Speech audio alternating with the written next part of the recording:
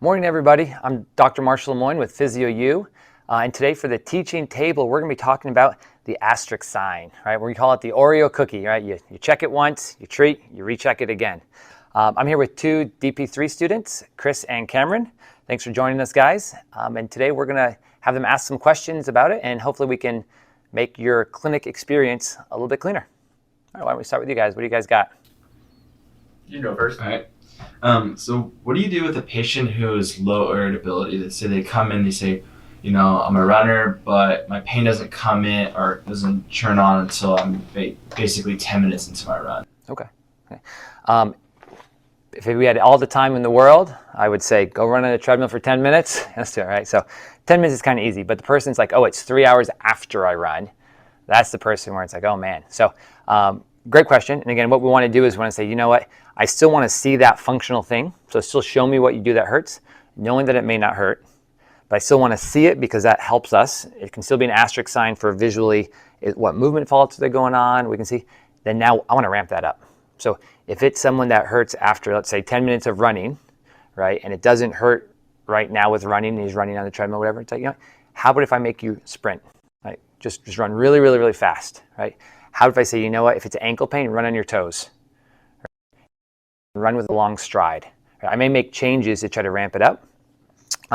There's been someone where it hurts when he would do a stair, right? But it's not until after he does like 3 flights of stairs, 4 flights of stairs. So you know what?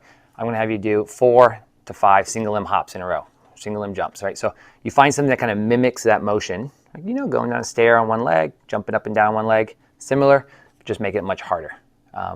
So those are for the lower extremity. For the upper extremity, the person that hurts after doing a lot of stuff, it's just weight. Hey, you raise your arm up, it doesn't hurt, but you say it does after a long time. Here's a 4-pound dumbbell, do it. Fine.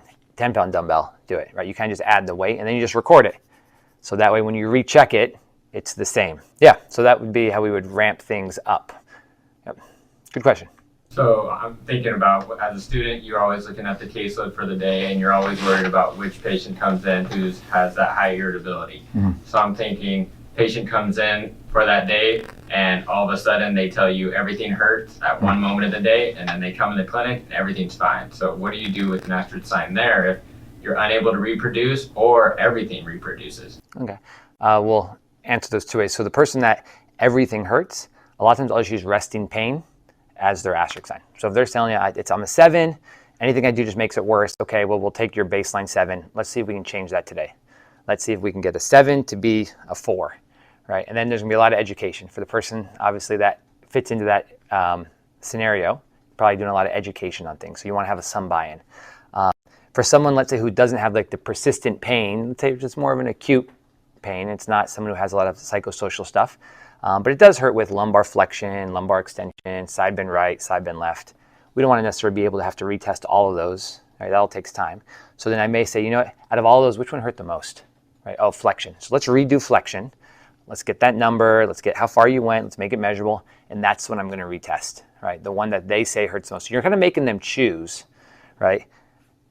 However, sometimes they're like, they all hurt the same, right? You have that person, everything hurts the same. So then it's like, okay, which one is the most meaningful for you, right? And you just hope that they don't say, they're all meaningful the same, right? So you want them to be able to have a choice, because then it's more meaningful for them, so you're not rechecking all of them. Now, the person that says normally everything hurts, and then they come into clinic and you can't reproduce it, and you try to ramp it up like we talked about with the other person, then in that sense you just say, hey, based on what your story, it sounds like this is what bothers you. We're going to treat it. We're going to say, but the reassessment is going to be you going home this week, right? And so I'll tell them, hey, pay attention this week. Go for your walk. When it starts to hurt, track it, right? You said it hurts after 12 minutes. We couldn't bring it on today, so just kind of track it, get an idea. And as the week goes on, before you come back, check it again, right? So them doing their home exercise program is the treatment, and the reassessment is them walking again after a couple of days or whatever. So it kind of puts a little bit of empowerment on them, and I tell them that too. The spiel I give them is, we're going to change how we treat you based on what you do and how it acts. So if you do absolutely nothing at home and you come back and you tell me you didn't change, we're going to do the exact same thing. We didn't learn anything. But if you do it really consistently every single day and you come back and you say it's better, that's great. If you do it every single day and you're consistent, you come back and you say it hasn't changed, that's really helpful because it means we can at least move from where we were because you did it. So I need you to really be a big part of that. And a lot of times they get it, especially if you do a really good exam with them. They see that you're spending the time, you're checking things. It's probably one of the best exams people have is when they come to PT and they have someone actually test tons and tons of things to look for their pain. So it's good.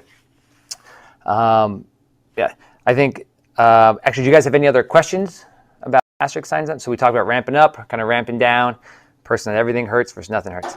I think one of the most beneficial things of an asterisk sign, right, is we always want to try to make it functional because then it means we're helping the patient, right? So every person with shoulder pain shouldn't have the same asterisk sign, right? Reaching up, it should be, hey, when I reach into my closet, when I reach into my trunk, when I reach for my seatbelt, right? So I always start my objective exams, hey, you know, we were talking about it earlier, but show me what you mean. Show me what hurts.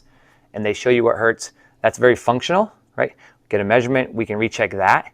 That is one-to-one us treating this patient specifically, right? Which is, so we're not treating the shoulder, we're treating Mr. Johnson or whatever, right? So, so if we get that, then the idea is if we have this asterisk sign, can we make changes to it, right? So can we adjust the scapula? Can we change the humerus? Can we change a muscle activation? So I think it's helpful to have that one test and then be able to make changes because it leads to our treatment, right? It leads to what impairment should I check? What treatment should I perform that matches this guy reaching over seatbelt, right? So again, if I put you guys on the hot seat, if it's reaching across my body to grab my seatbelt, right? What would be maybe a test on the table that you'd want to look at?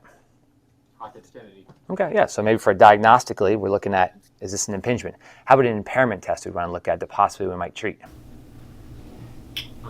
Scapular strength.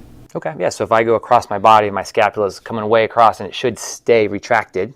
Yeah, do they have the stability of their shoulder blade to stay in place while I reach across? Probably want to look at mobility of posterior capsule and cuff too, right? Remember the test looks very similar to this, horizontal adduction.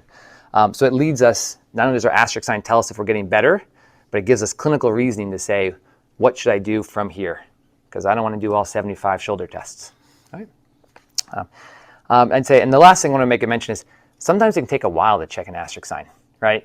Especially if they're a little bit older, they don't move very fast, and their asterisk sign is something in standing, and you're doing stuff laying down, right? The time it takes to lower the table, get them up, recheck the asterisk sign, get them back down on the table, raise the table back up, start to treat again, right? That can take some time. So we kind of have what's called your functional asterisk, which is the big picture, which is great. Then you have these impairment asterisks. So for example, if I'm going across for that patient we talked about, you reach across, we measure elbows in line with, let's say, ipsy ear, right? I'm treating. I may not necessarily get them up and recheck their grabbing their seatbelt, but I'm definitely going to just recheck horizontal adduction on the table. Like, hey, now it's at ipsy eye, right? So we can just kind of ramp up to say, hey, you know what? I'm on the right track. Let me keep treating. And that takes 15 seconds to check versus 3 minutes. So we have asterisks that just recheck our impairment versus the big asterisk which checks function. And again, if they stand up and they feel better, you think they're more likely or less likely to kind of buy into PT as a treatment and do their home exercise program, right? Definitely more likely. So we want to have that as part of our tools, right? When I'm in the clinic with residents and fellows and students, and they forget to recheck and they don't recess, I'm always like, it's like closing your eyes and painting a picture and never taking the blindfold off to see your work, right? You just helped this patient. Did it make a difference? How's it look? How do they feel about it? So always make sure we save time to check something, right? Yeah, I think that does it for asterisk sign. Take a look on all of our social media. Give us a thumbs up or a like, and we'll talk to you guys next time.